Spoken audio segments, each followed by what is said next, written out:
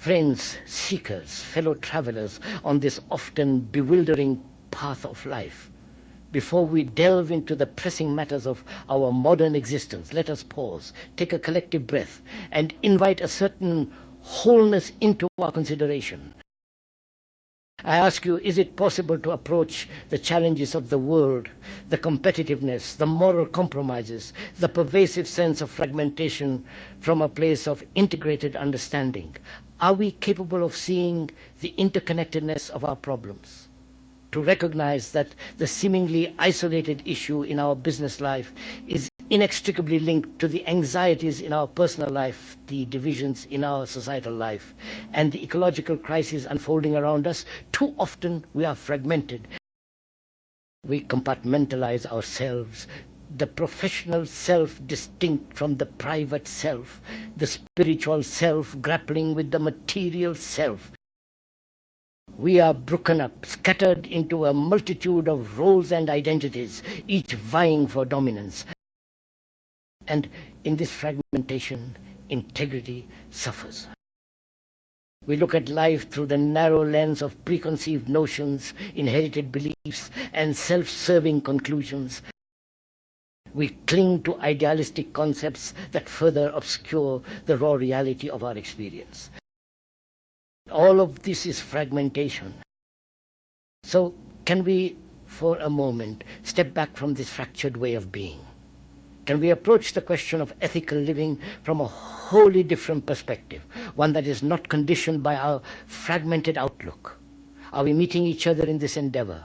Perhaps the very idea of ethical living is itself a fragmented concept. We treat ethics as a set of external rules to be followed, a code of conduct imposed upon us by society or religion.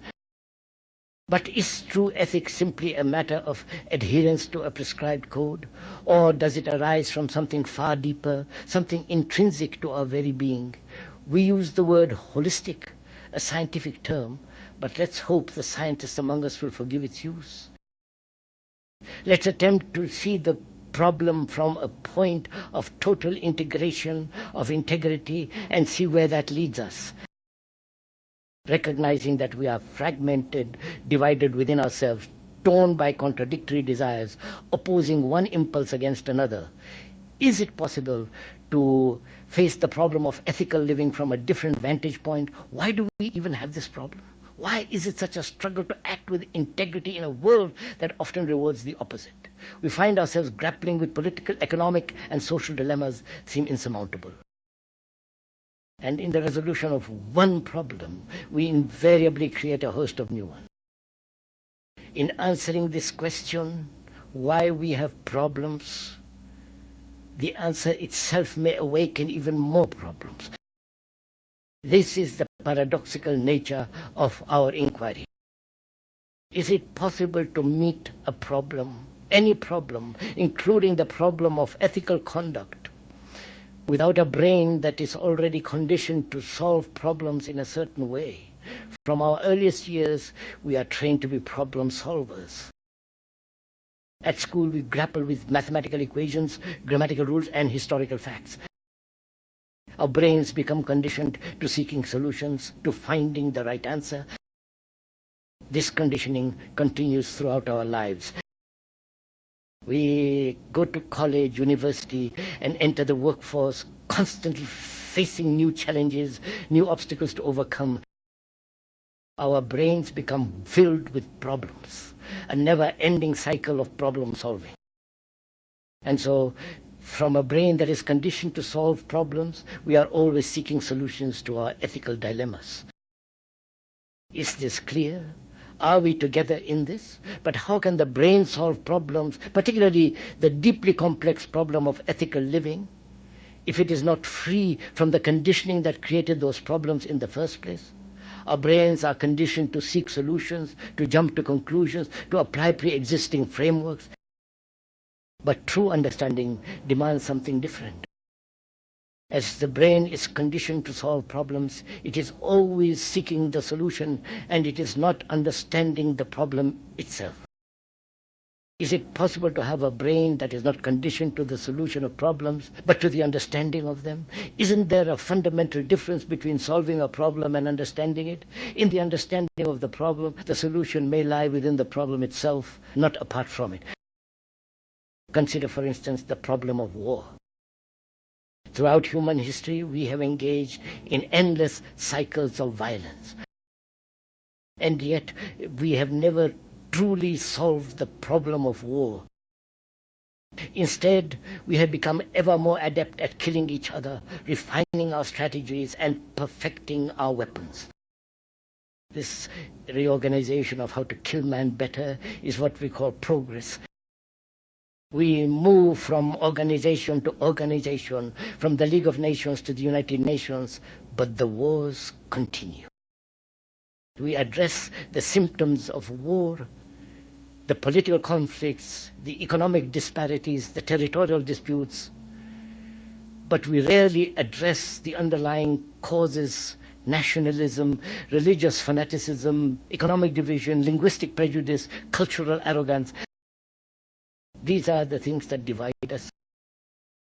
We are all human beings. We all suffer. We all experience pain, anxiety, boredom, loneliness, and despair. But instead of tackling these fundamental aspects of the human condition, we seek to solve the problems that seem to have external causes. So we must ask ourselves, can the brain, recognizing that it is conditioned to the solution of problems, be free of that conditioning and then face the problems anew? This is the question, the challenge that lies before us.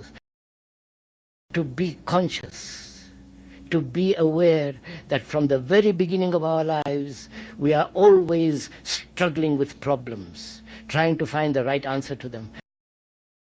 But the right answer can only be found when we recognize that the brain is conditioned. As long as that conditioning persists, the multiplication of problems will continue, and we will find ourselves trapped in an endless cycle of reorganization and superficial change. So, do I recognize this fact, not just as an idea, but as a raw, undeniable truth? There is a vast difference between grasping an idea and recognizing a fact.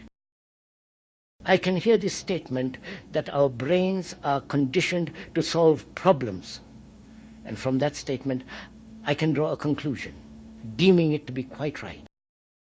From that statement, I can abstract an idea of it and then pursue that idea, but I am missing the fact. The fact is that my brain at this very moment is conditioned to solve problems. As long as that condition exists, the multiplication of problems will continue. Consider, for example, the common problem of marital discord. A couple quarrels, contends, and generally makes each other miserable. And so they divorce, each seeking a better partner. But what happens? They often find themselves repeating the same patterns, trapped in a cycle of unsatisfying relationships. The problem is not divorce or the complexities of romantic relationships. The problem is the failure to understand the depth of relationship, the meaning of true connection. We want to solve the problem of relationship, and so we never truly solve it. The same can be said of our quest for ethical living.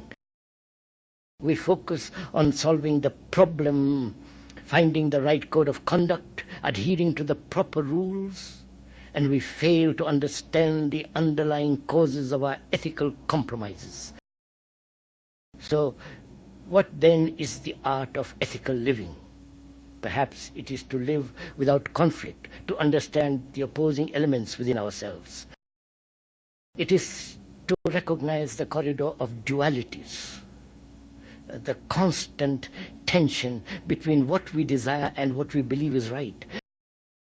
As long as self-centeredness exists, there must be conflict.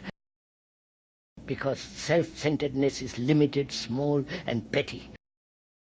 Have you ever tried to live without self-centeredness, even for a single day? Have you ever spent just an hour without thinking about yourself, without worrying about your own needs and desires? If you do, you will discover a tremendous surge of energy, a passion to pursue something profoundly, to the very end of things. So we are back to where we began. What is it that gives life to that blade of grass that springs up in the midst of cement? What is the life in us? Not the power, the position, the prestige, the fame, or the shame. That is not life. That is our mishandling of life. What is it? The origin of life. Desire, as we experience it, is part of sensation. The sensation of seeing a beautiful clock or an ugly one gives rise to thought, which then creates an image of it. At that moment, desire is born. So is there a brain, your brain, that is not muddled by environment, tradition, or society? The origin is nameless. The origin is absolutely quiet. Creation is most holy, the most sacred thing in life. And if you have made a mess of your life, change it. Change it today, not tomorrow. If you are uncertain, find out why and be certain. If your thinking is not straight, think straightly, logically. Unless all that is prepared, all that is settled, you can't enter into this world, into the world of true boundless creation.